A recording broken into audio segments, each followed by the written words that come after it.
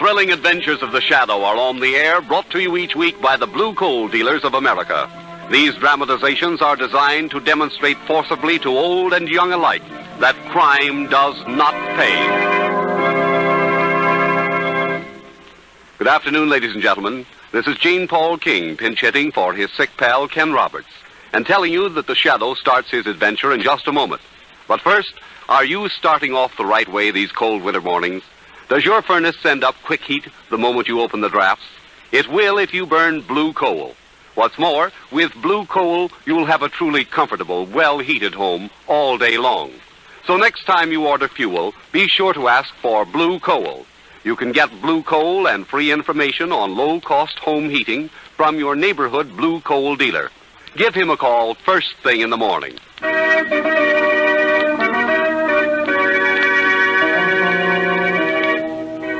The Shadow, mysterious character who aids the forces of law and order, is in reality Lamont Cranston, wealthy young man about town. As the Shadow, Cranston is gifted with hypnotic power to cloud men's minds so that they cannot see him. Cranston's friend and companion, the lovely Margot Lane, is the only person who knows to whom the voice of the invisible Shadow belongs. Today's story, The Ghost Building.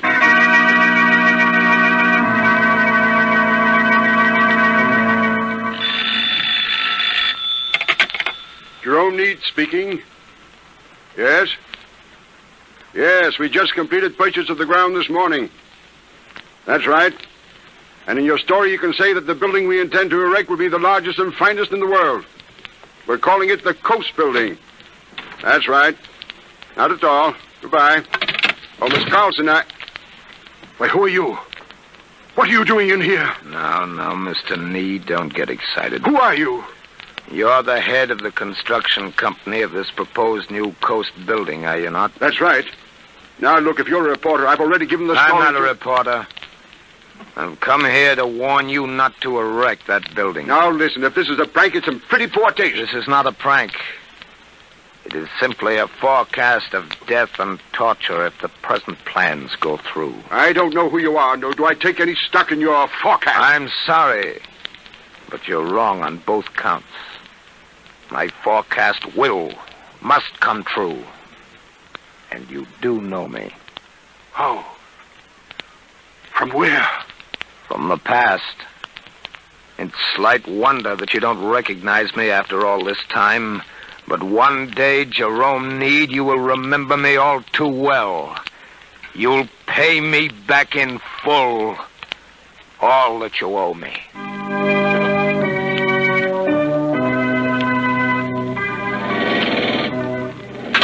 Hey, watch yourself. You almost missed that rivet. I was just thinking. You ain't supposed to think. You're supposed to catch rivets. Oh, that's what I was thinking. Years from now, when my kid says to me, Pop, what did you have to do with putting up that largest building in the world? And you'll say what? I'll say, a guy threw a rivet, and I caught the rivet. Then a guy threw a rivet, and I caught the rivet. Then a guy threw a rivet. Catch that when it's coming now. Oh, I didn't see. Hey, look out. Don't lean over like that. Mike, look out.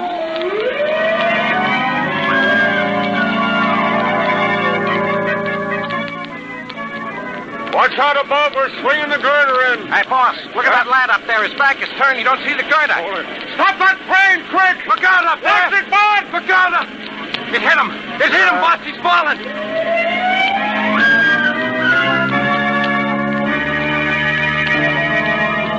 Too many dying, that's what. Too many die on this job. Hey, you got to take chances in this business, Not Joe. me, I don't. Too many dead men in the foundation of this building now. I got Anna and the kids to think about. Ah, you're talking screwy. We're safer up here than them guys down on the street. Besides, Anna and them kids got to eat, don't they? Sure, don't worry, I feed them, but not from this job. I'm going below and quit now. This coast building is jinxed. Okay. Good luck, Joe. Yeah, so long, kid. So long, Joe. Hey, watch your step. Joe, hold on!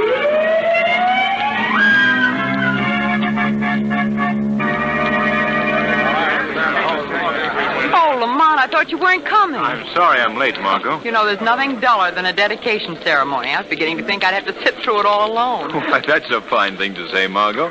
When I'm about to introduce you to Robert Lewis, the architect who designed this coast building. Oh, dear.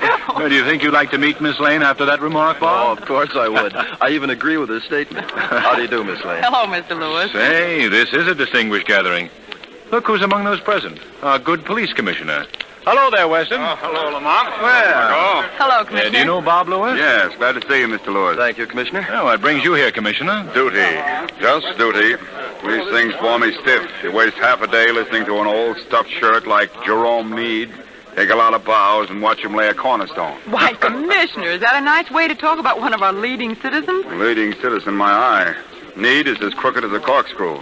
If he didn't hold a high political office, the judge would have thrown the book at him years ago. Furthermore, if we Ladies and gentlemen, Here's your friend, Mr. Need, now. ladies and gentlemen, it gives me great pleasure to dedicate this glorious edifice. Although there were several unavoidable delays in the building's construction, we have still finished on schedule. And today I am justly proud to present to our fair city the world's largest and most modern structure. I would like at this time to...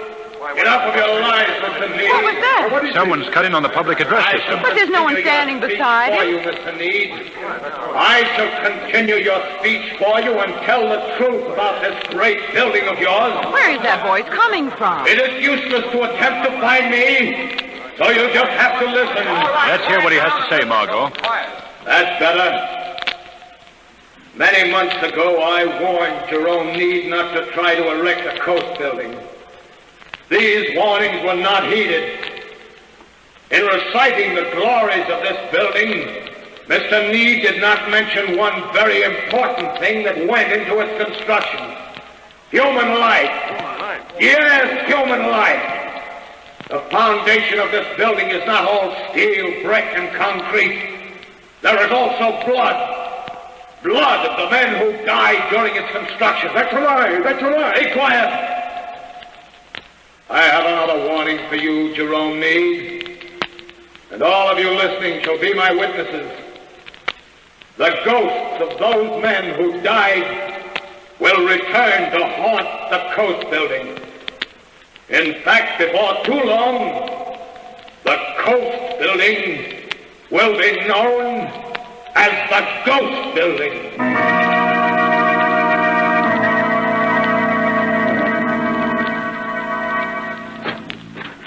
Oh, good afternoon. Good afternoon. I'm Mr. Cranston. Is Mr. Lewis in, please? Oh, yes. Come right in. He's expecting you. Thank you. Oh, Bob, Mr. Cranston is here. Righto.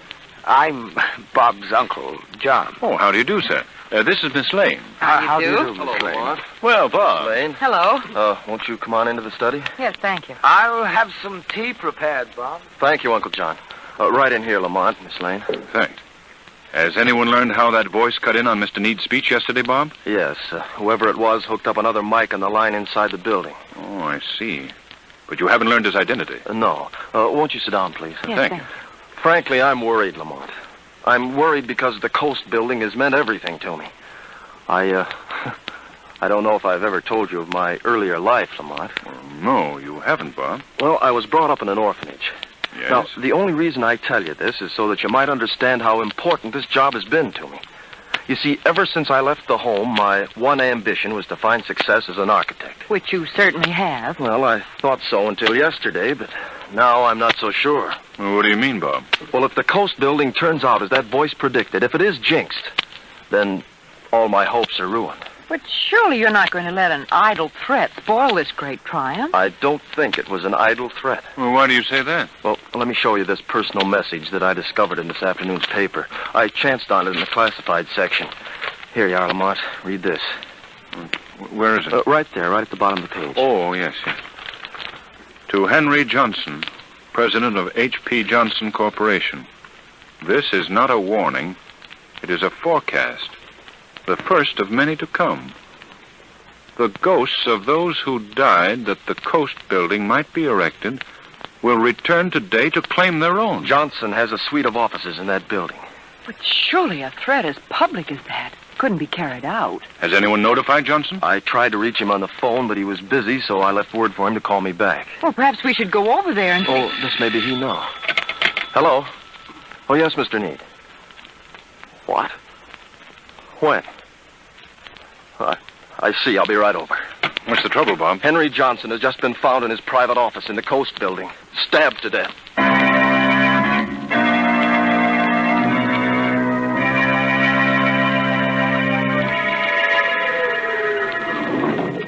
Gone down, 70th floor. Well, if I can crowd in here. Step in, sir. Move to the rear of the car, please. We'll make room for you, Bill. Oh, hello, Fred. Aren't you going home a little early? Well, to tell you the truth, Fred, I read that personal in the paper today, the one that forecasts death to everyone using the express elevator at exactly 5 o'clock, so I figured I'd beat the rush. Superstitious? No, just careful. Well, it's a good thing that you're not superstitious because your watch is wrong. It's exactly 5 o'clock now. 5 o'clock. Listen, everybody. This car's out of control.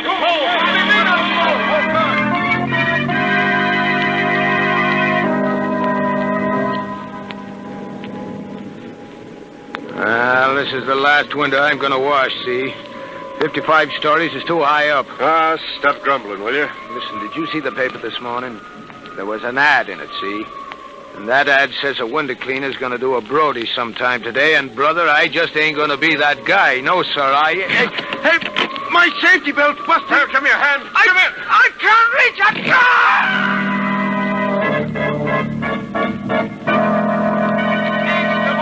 In the Coast Building, tenants moving out. Hey, read all about it. Coast Building becomes Ghost Building. Extra, extra. Read all about it. Now, look, Mr. Need. I didn't ask you down to headquarters to get your opinion on what's legal and what isn't legal. That goes for you, too, Mr. Lewis. Commissioner, I'm not arguing with you at all. What? As both Miss Lane and Mr. Cranston here know, I'm just as anxious to solve this mystery as you are. That's true, Commissioner. All right, Cranston, just let me handle this. But I can't say that I think much of your handling so far, Weston. Oh, no, Mr. Need? Well, suppose you toy with this little statement for a few minutes. I'm arresting you on suspicion of murder. What? Why, of all that... What do you base this on, Commissioner? Have you got any... Now, wait a minute, all of you. I've got a story to tell. It won't take long, but it definitely links you, Mr. Need, with these mysterious deaths. Oh, this is ridiculous. But go ahead. Let's hear your accusation. I've been checking the newspapers to learn who was sending in those fatal ads in the personal column. And I learned that they'd been sent from various substations and paid for by postal money orders signed by different aliases. Why does that cast suspicion on me? Well, in the first place, Need, I've known you as a crook for many years. Why, you... But your fatal mistake was brought about by overconfidence. You see, the newspapers, on orders from me, did not publish the last warning they received. They turned it over to me. What are you driving at, Weston? This particular warning was addressed to Jules Seaborn, president of Seaborn and Eddy, one of the few remaining tenants in the building. It said that he'd be killed this afternoon. Have you warned Mr. Seaborn? Not personally. I left word for him to contact me. However, the warning wasn't necessary, because I have the would-be murderer here in my office. Weston, I demand to know why you say that. Because, as I said before, overconfidence led to your fatal mistake. This last message to the papers was paid for by a money order signed by a person named Dean. D-E-E-N. Dean? Now do you understand? Obviously, Dean is Need, spelled backwards. Dean, eh? I'm beginning to understand. Ah. Tell me, Weston, was there any first initial accompanying the name of Dean? As if you didn't know. Yes, my friend, the first initial was J. J for Jerome. I thought so. John Dean. What? He was the one who warned me not to put up the Coast Building. He said you'll pay me back for what you owe me. Who are you talking about, Need? I can't say just yet. Can't say? You're under arrest for murder and you can't say? Hello, Commissioner Weston speaking. Oh, hello, Commissioner. This is Jules Seaborn. You called me? Yes, Seaborn, I did. I thought you ought to know that I intercepted a newspaper ad today that forecast your being the next victim in the Coast Building. Oh, I see. Well, I wouldn't worry about that if I were you. No one is going to kill me in the middle of the afternoon in the world's largest office building. Besides, my secretary's right outside the door, and she... Who's that? What do you want here? Seaborn, what in blazes is that? Put down that gun. I said put down. Seaborn! Seaborn! I told you I was innocent, Commissioner. Well, Commissioner, who's your murderer now?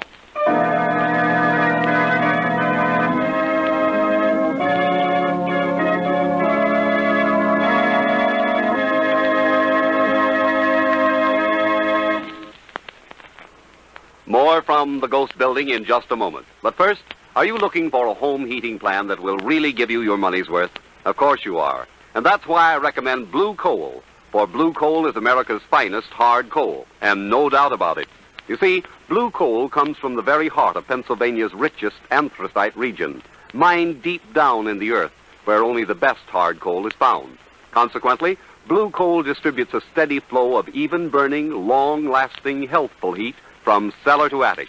Yes, a Blue Coal fire will keep you warm and comfortable and help safeguard your family against colds caused by chilly or underheated rooms.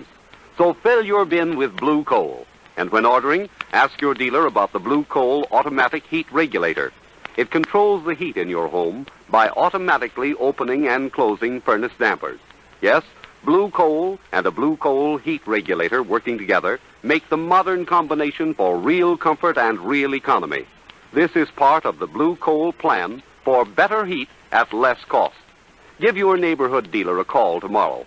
His name is listed in the Where to Buy It section of your classified telephone directory under the words Blue Coal. And now, we return to the Ghost Building.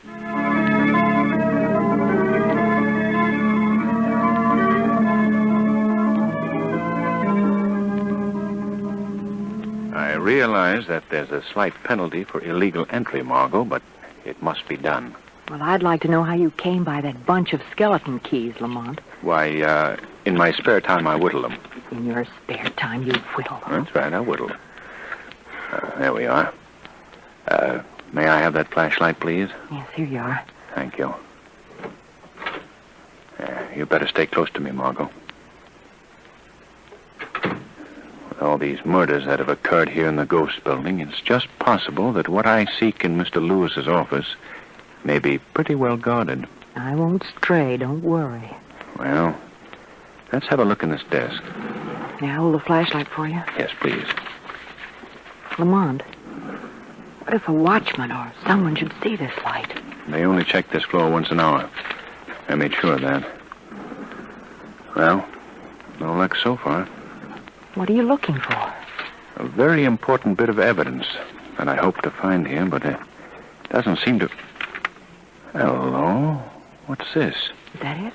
Is that what you were after, this letter? No, it isn't what I came after, but nonetheless, it just about cinches the case. Why? What's in it? I haven't even looked at its contents. The address in the envelope is all that I need. I'll show you what... What are you doing here? Steady, Margot. Answer me, why are you here? If, you take that mask off your face, I might answer you.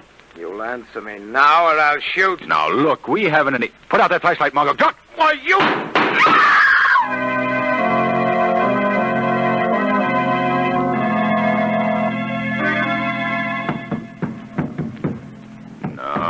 No, it's no use, Margot. He's gotten away, and we can't break through this panel. Oh, Lamont, where could he have gone? He's somewhere behind this wall. Hey, do you see that trail of blood leading across the floor?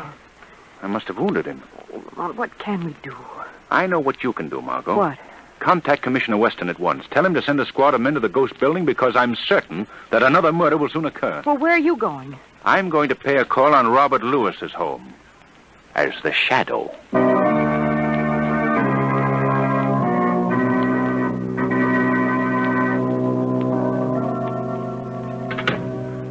Uncle John?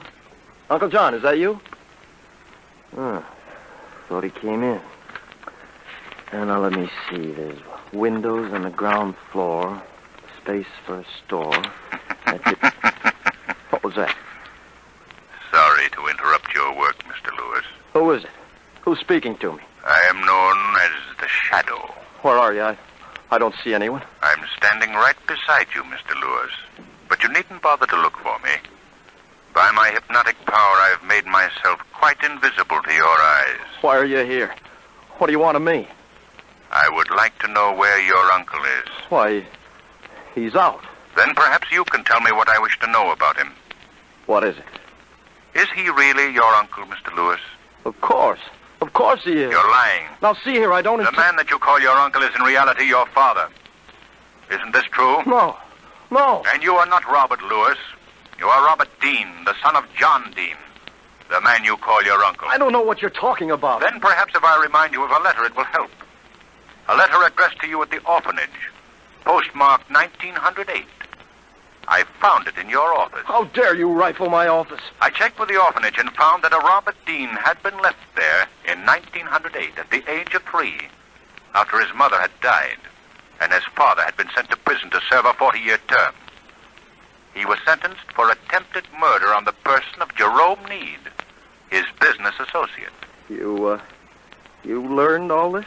Your father was released in October of 1940 for good behavior, and he has since made good his revenge on Jerome Need. You can't prove that. Oh, but I can. By the money order that he signed with the name J. Dean. Jerome Need could identify him, too. Why do you do this to me? Because you share your father's guilt. Your complicity helped him perform the murder. No. You built those secret passageways in the building. And I have an idea that you even have blueprints. Secret blueprints of your work. Now, where are they? You'll never get those. So you have them then. In that drawer that you involuntarily reached Keep for. away from me. You shall never get those Oh, prints. yes, I will. Don't put out that You're light. too late, Mr. Shadow. Not too late to see those prints and take Give them. them to me. Give them back to me. You'll never get them now. No. Then you won't get me. Lewis! Lewis!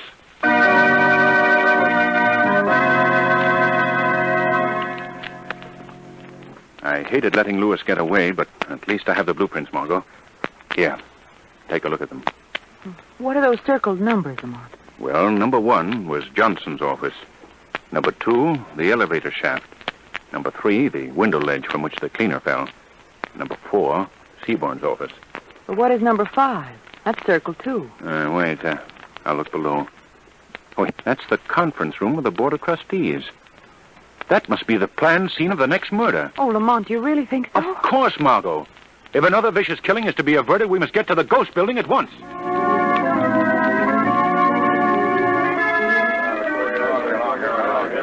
Come along, Margot. Weston's right down here. All right.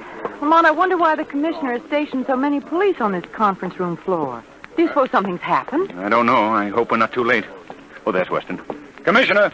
Wait a minute. Not so loud, Cranston. There's a meeting going on in there. I know. That's why I'm here. You've got to stop that meeting at once. Oh, is that so? Now, look, Weston.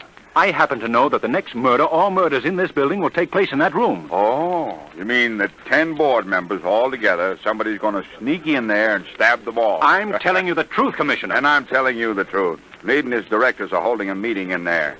And at their request, they're not going to be disturbed. Now, that's my orders. And, Commissioner, you know how I love to break your orders. Hey, get away from that door. Oh, no. Listen, Cranston, I'm running this... Weston, put a handkerchief to your face at once. This room is full of a poisonous gas. Holy Moses. We must open the windows quickly. Are those men... Are they alive? There's a chance that they might be. How was it done? I was at the door. Don't talk, you fool.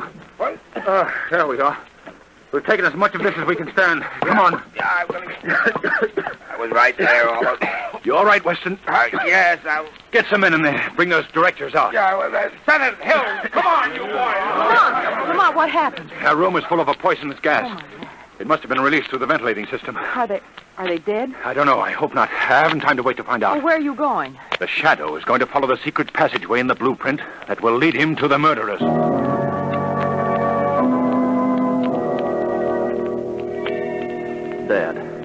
Dad, won't you let me get you to a doctor?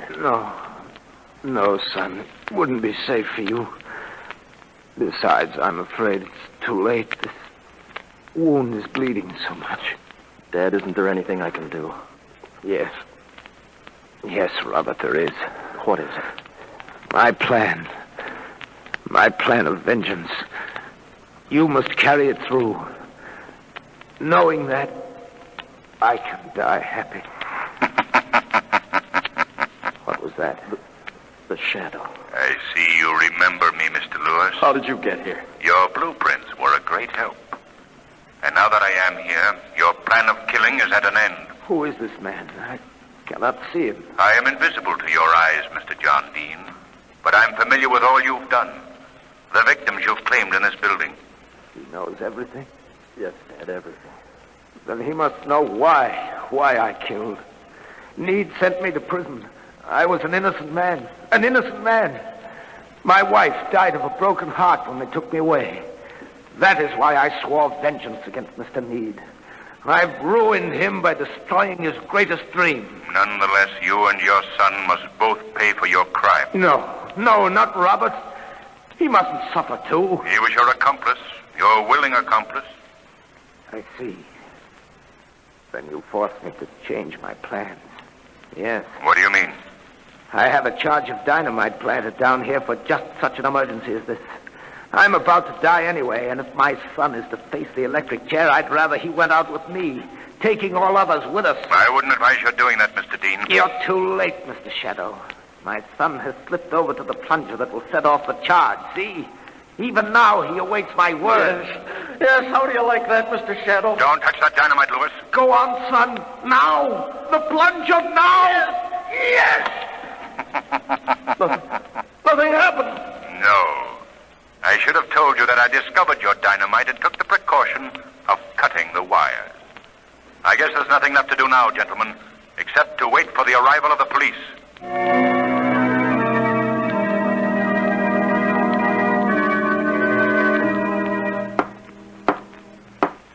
And so, before pronouncing sentence on you, John Dean, and your son, Robert Dean, I would like to point out to you and to all other members of society that no matter how great a grievance you have against an individual or individuals, you have neither a legal nor a moral right to seek a personal vengeance to atone that grievance. Your case is an object lesson of a familiar phrase that cannot be repeated too often. Crime does not pay.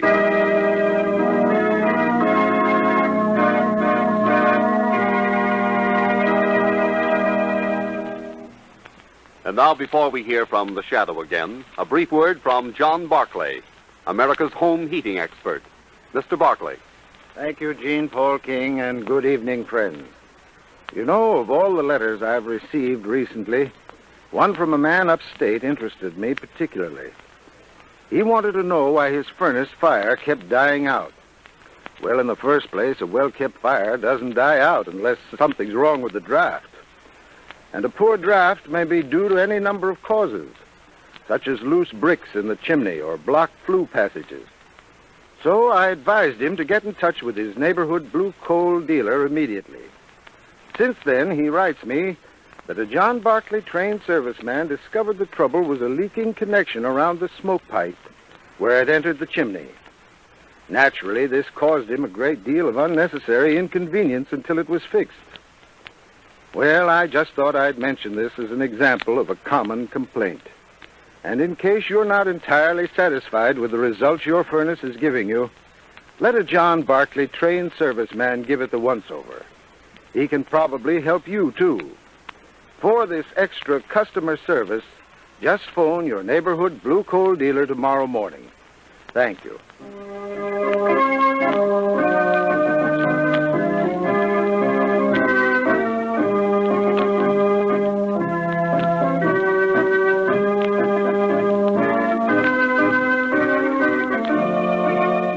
Today's program is based on a story copyrighted by The Shadow magazine. The characters, names, places, and plot are fictitious. Any similarity to persons living or dead is purely coincidental.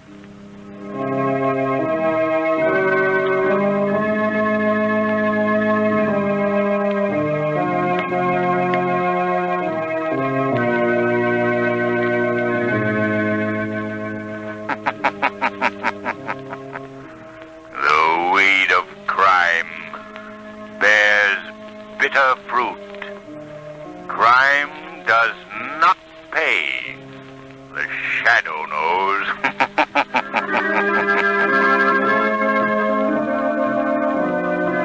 Next week, same time, same station, the Blue Coal Dealers of America bring you an adventure of the Shadow that will send thrills racing up and down your spine.